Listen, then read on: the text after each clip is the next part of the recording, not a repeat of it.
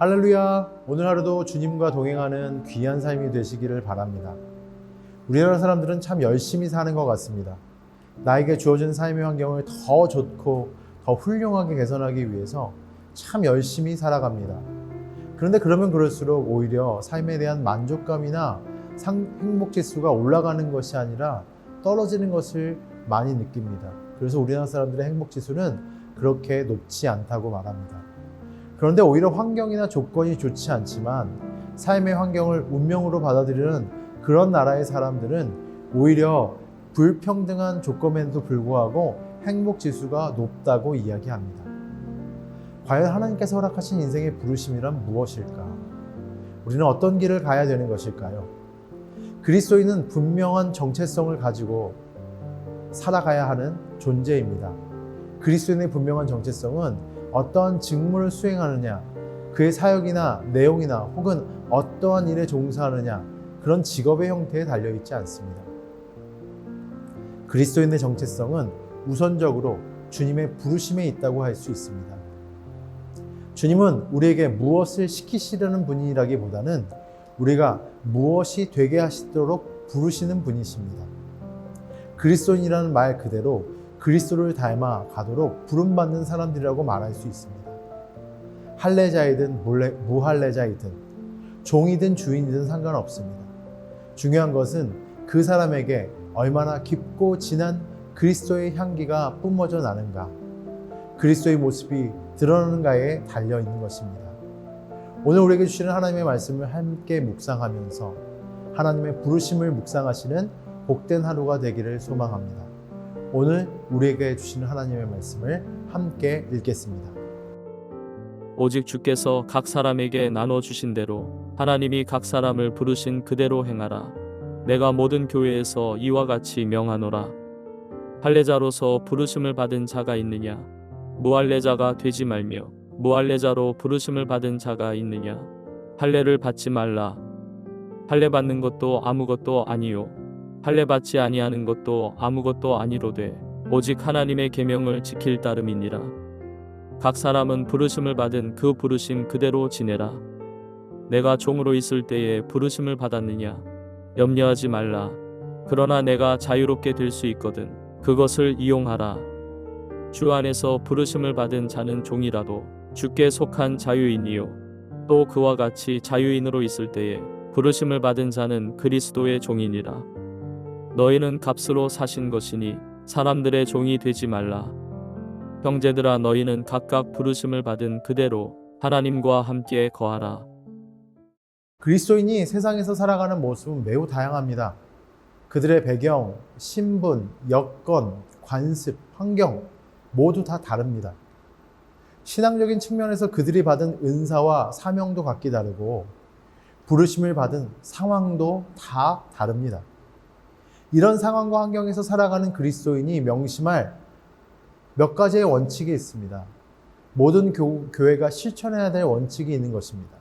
그것은 무엇일까요? 우리 함께 말씀을 묵상하면서 발견해 나가길 원합니다. 우리 17절부터 20절까지 한번 읽도록 하겠습니다. 각 사람은 주님께서 나누어 주신 분수 그대로 하나님께서 부르신 처지 그대로 살아가십시오. 이것이 내가 모든 교회에서 명하는 지시입니다. 할례를 받은 몸으로 부름받는 사람은 굳이 그 할례 받은 흔적을 지우려 하지 마십시오. 할례를 받지 아니한 처지에서 부르심을 받는 사람은 굳이 할례를 받으려고 하지 마십시오. 할례를 받은 것이나 안 받은 것이나 그것은 문제가 아니고 하나님의 계명을 지키는 것이 더 중요합니다. 각 사람의 부르심을 받은 그때의 처지에 그대로 머물러 있으십시오. 오늘 바울은 부르심을 받은 그대로 거하라고 가르치고 있습니다. 이것은 성도가 자신의 종교적, 사회적 신분이 어떠하든지 자신이 처한 형편 가운데 처연한 자세로 믿음 생활을 하라고 말하는 것입니다. 이러한 가르침은 바울이 어느 교회에 가든지 동일하게 가르치는 내용이었습니다. 각 사람에게 나눠주신 그대로 풍성한 은사를 염두에 두신 그대로 행하라는 것이죠. 여기에서 각 사람이라고 하는 표현은 곧 은사에서 제외된 사람이 아무도 없다는 바울의 확신을 반영하기도 합니다. 바울은 흩어져 사는 유대인들이 이방인의 지역에서 인종 문제, 즉 유대인이냐 이방인이냐 하는 문제로 심각하게 고통받고 있는 것을 알고 있었습니다. 유대인들은 율법, 그 중에 특히 할례를 강조했습니다. 하지만 이방인들에게 할례가 그렇게 중요한 사안이 아니었습니다. 오히려 그것이 치욕적으로 받아들여지는 관습도 있었습니다. 그런데 유대인들이 할례를 강조한 것은 이방인들에게 종교적 모멸감 내지는 열등감을 주기에 충분했던 것임에도 불구하고 그리스도가 모여있는 그 공동체 내에서도 할례 문제로 인해 유대인들과 이방인의 갈등이 여전했습니다. 유대인들이 할례를 자랑할 때마다 이방 그리스도인들은 종교적 모욕감을 감수해야만 했던 것입니다.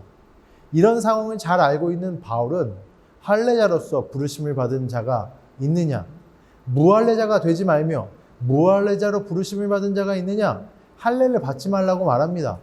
왜냐하면 구원은 인종적, 종교적 신분에 따라 받는 것이 아니고 오직 그리스도, 오직 그 예수 그리스도를 믿음으로 받는 것이기 때문입니다. 그렇습니다. 구원의 문제에 있어서 할례와 무할례는 아무런 의미가 없다는 것입니다. 중요한 것은 우리가 어떠한 부르심을 받았냐는 것입니다.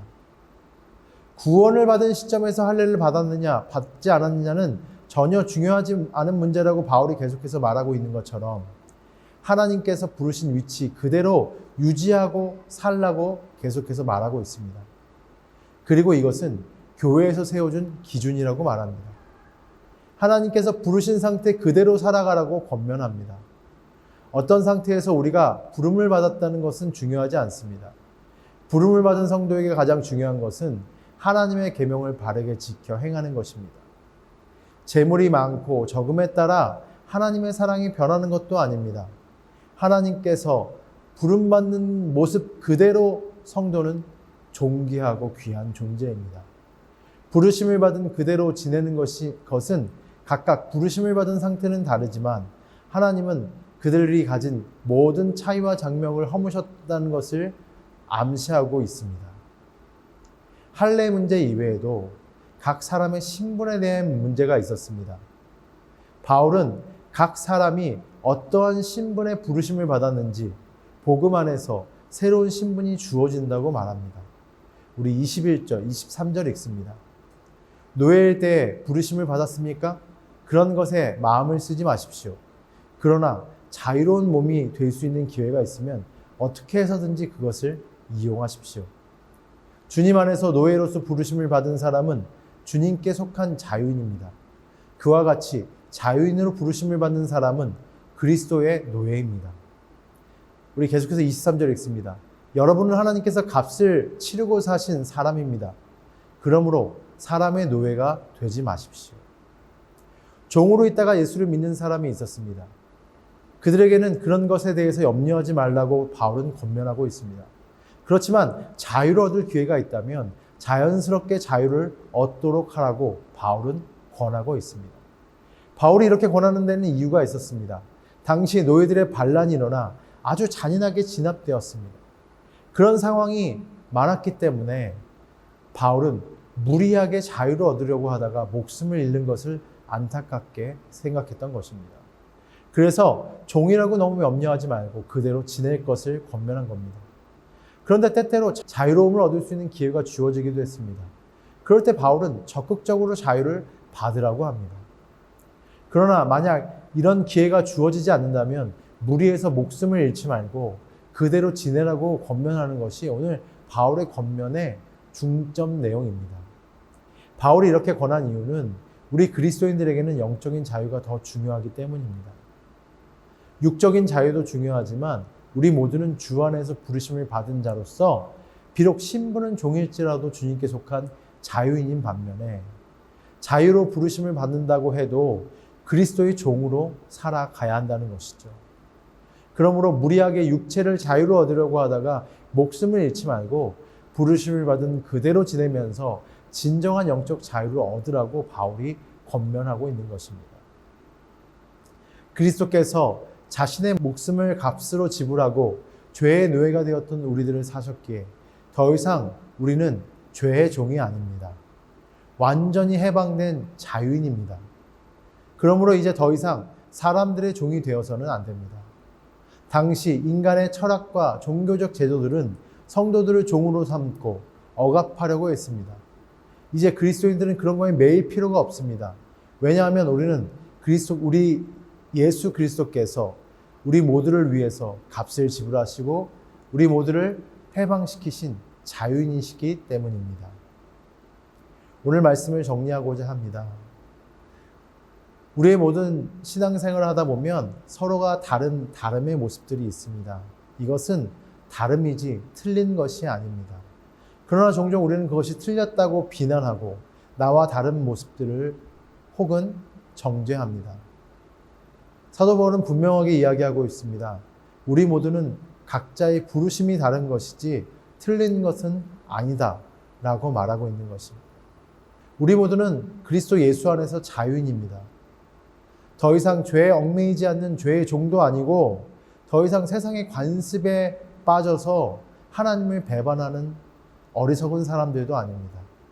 우리는 그리스도의 제자로서 매 순간순간 자유인의 삶을 살면서 우리에게 도전하고 있는 수많은 문제 속에서 자유함으로 하나님의 나라를 확장시키는 믿음의 백성인 것입니다. 오늘 하루도 자유인의 삶을 살아가시는 저와 여러분 되시기를 주의 이름으로 축원합니다. 우리 함께 기도하시겠습니다. 하나님, 오늘 우리를 예수 그리스도를 통해서 자유케 하여 주심을 감사합니다. 이제 하나님이 주시는 그 한몸된 공동체 안에서 각기 다른 사람들이지만 다름을 인정하고 하나가 되어서 하나님의 나라를 확장할 수 있는 지혜로운 하나님의 사람이 되어질 수 있게 인도하여 주옵소서. 죄의 굴레에 빠지지 않고 세상의 유혹에 넘어가지 않는 주 안에서 자유한 자유인의 삶을 살아갈 수 있게 인도하여 주옵소서. 예수님 이름으로 기도합니다. 아멘.